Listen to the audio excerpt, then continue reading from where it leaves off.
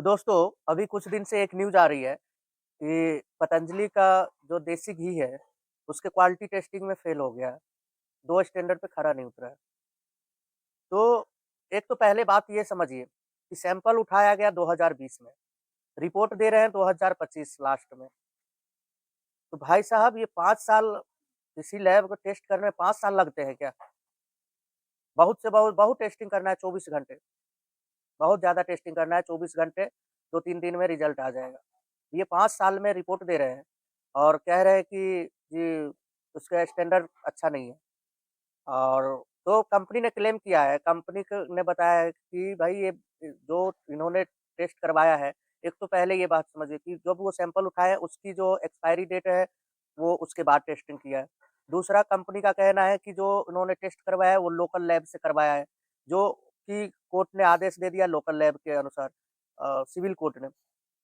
तो उनका कहना है कि ये लोकल लैब में टेस्ट होना ही नहीं चाहिए था, जो भी बात भी सही है। इतना बड़ा मुद्दा है तो वो एनएबीएल का रिपोर्ट होना चाहिए था, जो भारत सरकार से मान्यता प्राप्त लैब है। अगर कोई भी सरकारी जाँच-पड़ताल होती है तो वो एनएबीएल में टेस्टिंग करवाती है। कोई भी drug inspector, food safety inspector अगर सैंपल उठाता है, तो वो एनएबीएल को सैंपल देता है और एनएबीएल के रिपोर्ट के आधार पे कंपनी के साथ कोई कार्रवाई की जाती है। या तो वो फूड इंडस्ट्री हो या फिर ड्रग इंडस्ट्री हो, दोनों में ही ऐसा काम होती है और ना तो एफएसएसएआई का कोई रिपोर्ट है, उन्होंने सैंपल उठाया है, जिससे उसको रेगुलेटरी मिला हुआ है। तो कोई रेगुलेटरी अथॉरिटी नहीं है और कोई भी लोकल आदमी जो लोकल लैब से करवाया, वो भी 5 साल बाद रिपोर्ट दे रहा है। तो बात भी सही है कि कंपनी कैसे बिलीव कर ले कि भाई आपका रिपोर्ट सही है और उसमें भी ये बताया गया है कि आरएम वैल्यू होता है, जो कि घी को पिघलने में मदद करता है, वोलेटाइल हो जाता है वो, गर्म होने के बाद। तो उसकी स्टैंडर्ड जो है कुछ मतलब कुछ लिमिट से मैच नहीं कर रहा है, जो उसका स्टैंडर्ड है।